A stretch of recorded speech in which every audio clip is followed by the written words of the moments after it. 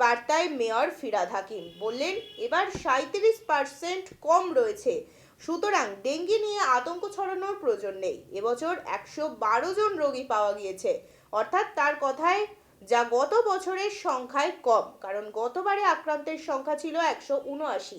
সঙ্গে আর কি বললেন তিনি শোনাবো আপনাদের। ডেঙ্গু বাড়ছে,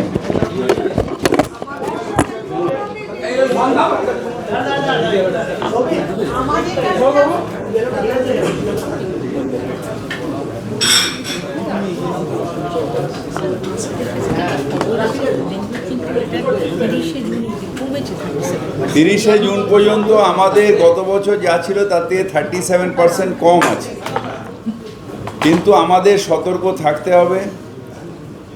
আপনাদেরও সহযোগিতা চাই। যেখানে জল জমে রয়েছে, যেখানে আমরা প্রচার অলরেডি স্টার্ট করেছি, অটোতে প্রচার স্টার্ট করেছি। আমাদের ওই কমিটিটা হয়েছে যারা 7 দিন অন্তর অন্তর এলাকায় ঘুরবে, কিন্তু আপনারা একটু সচেতনতা বাড়ান, তাহলে আমরা কীভাবে সবাই মিলে লড়াই করলে ডেঙ্গু আমরা প্রতিরোধ করতে পারব। ড্রাইভ শুরু হয়েছে।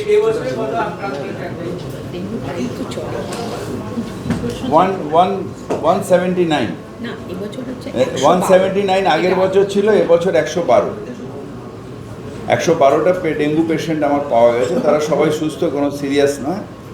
আর আগে এই সময় ছিল আমার 179 ছিল আগের বছর, এটা এবার 112। তার মানে 37% কম পাওয়া গেছে। তার মানে আমি স্যাটিসফাই না, আমাকে একটাও পাওয়া গেলে আমি উদ্বেগের সাথে আছি।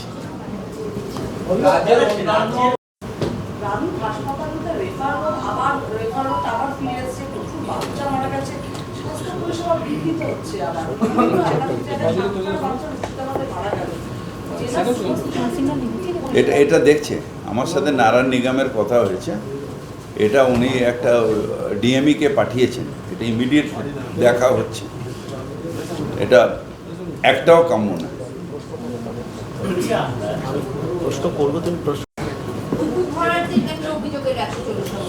এটা ইমিডিয়েটলি আমি দেখব। এটা কবেকার থেকে হচ্ছে জানি না, এটা ইমিডিয়েট দেখব যদি এটা সত্যি সত্যি হয়ে থাকে। কারণ অনেকের আছে আবার বলতে নেই, কিন্তু কারোর ওপর কারোর রাগ থাকলে এরকম অভিযোগ আসে, আমি পেয়েছি।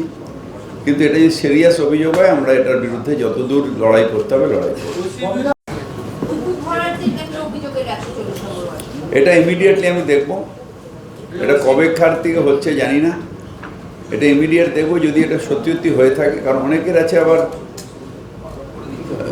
বলতে নেই, কিন্তু কারোর ওপর কারোর রাগ থাকলে এরকম অভিযোগ আসে, আমি পেয়েছি। কিন্তু এটা যদি সিরিয়াস অভিযোগ হয়, আমরা এটার বিরুদ্ধে যতদূর লড়াই করতে হবে লড়াই করব।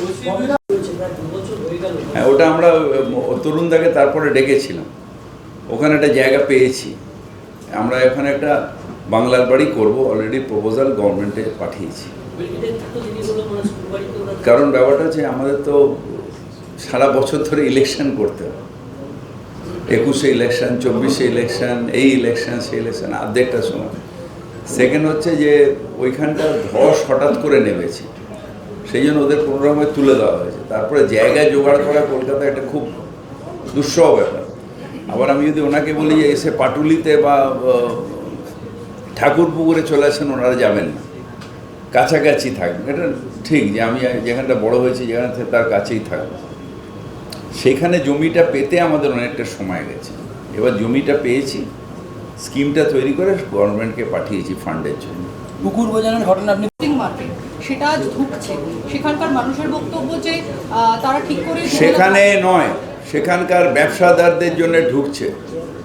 আমাদের এখানে নিয়ম হয়ে গেছে যে হকার ভাই বা ব্যবসা মানে যারা ওখানে ব্যবসা করে সব কিছু সরকার বানিয়ে দেবে।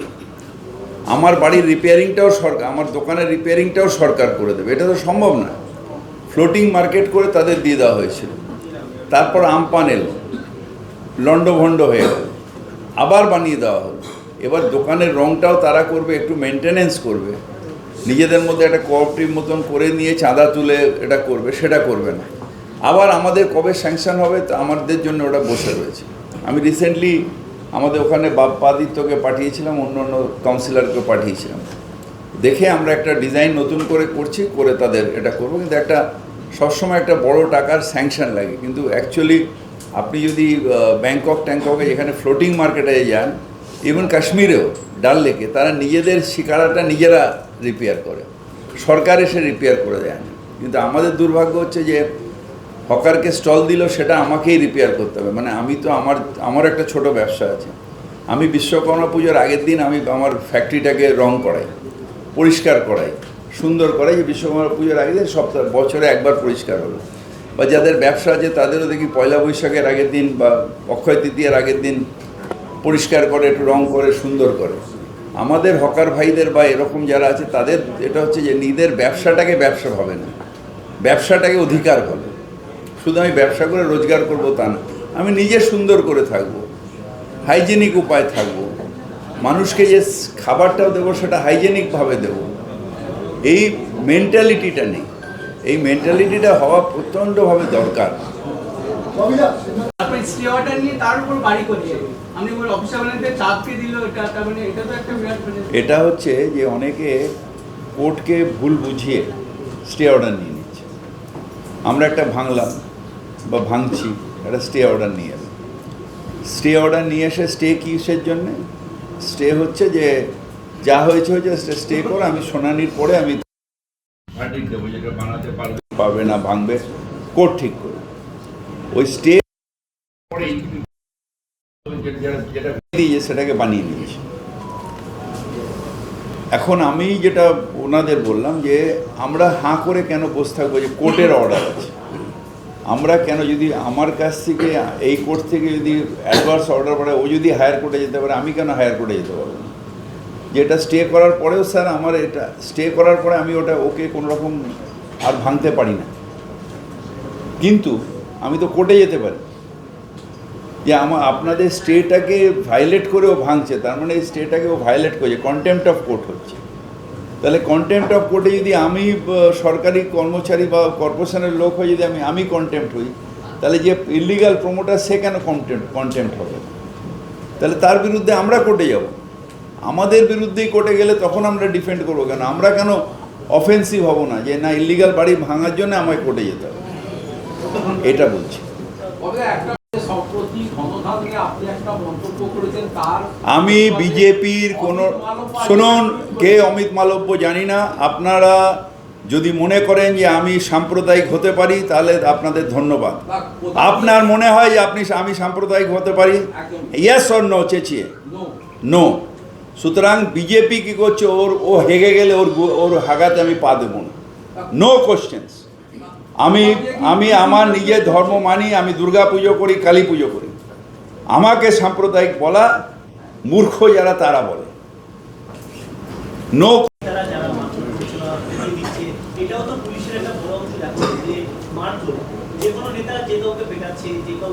নেতারা কেউ পেটায় না, যারা হয়েছে তারা ক্রিমিনাল, এবং একমাত্র বাংলায় যে ক্রিমিনালকে পার্টি লাইনের বাদ দিয়ে সবাইকে অ্যারেস্ট করা হয়, এবং এদের অ্যারেস্ট হয়েছে, আরও যদি কেউ থাকে সে অ্যারেস্ট হবে। মুখ্যমন্ত্রীর স্ট্রেট বার্তা হচ্ছে ল ইজ ফর অল, যে ল ভাঙবে তাকে ভোগান্তি করতে হবে, কোর্টের সামনে আমরা নিয়ে গিয়ে তাকে প্রডিউস করব। যে ইল্লিগাল জমি দখল করবে সে যে দলেরই হোক তাকে ধরা হবে, গভর্নমেন্ট জমি যে দখল করবে বা প্রাইভেট জমি যে দখল করবে। সুতরাং আইন আমাদের বাংলায় সবার জন্য এক। আমরা পার্সেন্টেজ যদি দেখেন, একটাও হওয়া উচিত না। পার্সেন্টেজ যদি দেখেন, অন্য স্টেটের থেকে এখনও ল অ্যান্ড অর্ডার কিন্তু বেটার আছে, ন্যাশনাল ক্রাইম ব্যুরো রেকর্ড অনুযায়ী অনেক বেটার, কিন্তু একটাও বা হবে কেন? মার্কিনে আপনারা অনেকদিন আগেই ইপোজ মেশিন অনেককে গিয়েছেন, যাদের কাছে আছে সেই মেশিন, যেমন আপনার কার্জন পার্কের পাশে তাদের রয়েছে। আমরা খবর দেখানো, তারা বিল দিয়ে করছে, পরের দিন এই খবর দেখানোর পরের দিন ইপোজ মেশিন চলে এলো, থাকা সত্ত্বেও তারা ব্যবহার করছে না, 2 নম্বরই করছে। আমাদের এখানে মনিটরিংটা আরও বাড়াতে হবে, মনিটরিংটা বাড়াতে হবে, কারণ ইলিগাল অ্যাক্টকে কোনো রকমের সমর্থন করা যায় না। যেটা নিয়ম সে নিয়মের মানতে হবে। এবং আমি আধিকারিকদের বলবো যে একটু সার্টেন ভিজিট করে নিজেরাই গাড়ি চালিয়ে যাওয়া বা হঠাৎ করে গিয়ে সারপ্রাইজ ভিজিট করে এগুলো দেখা যায় যাতে ইলিগাল কাজগুলো না হয়। মান্থলি পার্কিং তারা দিচ্ছে, সেই মান্থলি পার্কিং ডেইলি যে পার্কিং দিচ্ছে সেখানে এখন ডিপোজিট দিচ্ছে, কিন্তু মান্থলি পার্কিং এর কোনো বিল দেওয়া হয় না। মানে পুরোটাই illegal। কোথাও মান্থলি পার্কিং যদি হয় তাহলে সেটা কর্পোরেশন করবে, কেউ প্রাইভেটলি দিতে পারে না। সেটাও আমি দেবো যে আধিকারিকরা গিয়ে এটাও দেখবেন। আমার একটা অফিস আছে, আমি সামনে 3টে গাড়ি রাখলাম, সেটা আমার কর্পোরেশনকে অ্যাপ্লাই করতে হবে, কর্পোরেশন দেবে। সেটা প্রাইভেটলি যে ডেলি যার কালেকশন তার অধিকারের মধ্যে নেই, এজেন্সির অধিকারে নেই এখন।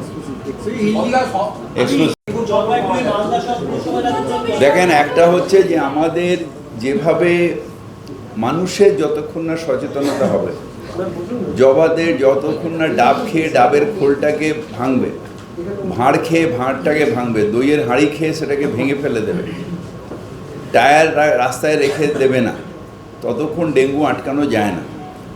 আমরা কলকাতা পৌরসভায় প্রত্যেকটা রাস্তায় রাস্তায় ঘুরছি, কিন্তু রাজ্যের অন্য অন্য জায়গাতে অনেক পৌরসভা করছেন, কিন্তু এখন পৌরসভায় শুধু নয়, পঞ্চায়েত এলাকাগুলো যেহেতু আর্থসামাজিক উন্নয়ন হয়েছে, তাদের ওখানেও প্যাটার্নটা চেঞ্জ হয়ে গেছে। আগে এরকম ছাদ ছিল, টালির ছাদ বা ইয়ের ছাদ, এখন তারাও সব পঞ্চায়েত এলাকায় ঢালাইয়ের ছাদ করছে।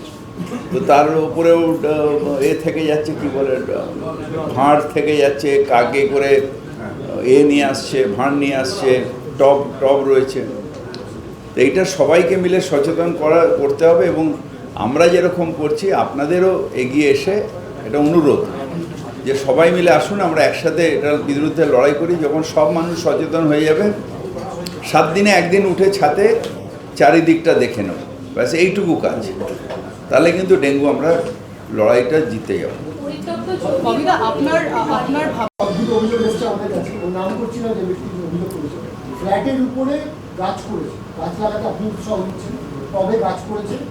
এবার সেই রেসিডেন্টের দু একজন তারা গিয়ে কাউন্সিলর অফিসে অভিযোগ করেছে, কাউন্সিলর অফিস থেকে যে ব্যক্তি গাছ করেছে তাকে ফোন করে বলা হয়েছে যে সমস্ত কাজ জানিয়ে দিতে হবে। অথচ বিল্ডিংয়ের একাংশের ছাদ বা দুটো পাঠ রয়েছে, মাঝখানে সিঁড়ি ঘর, একটা দিক ফাঁকা, একটা দিকে গাছ রয়েছে। এটাকে আপনি কীভাবে দেখছেন? এগুলো কাউন্সিলরের অফিসে ঢোকা উচিত। দুটো জিনিস দেখা উচিত। দেখুন, কাউন্সিলর তো অ্যাকচুয়ালি মানুষের দাস।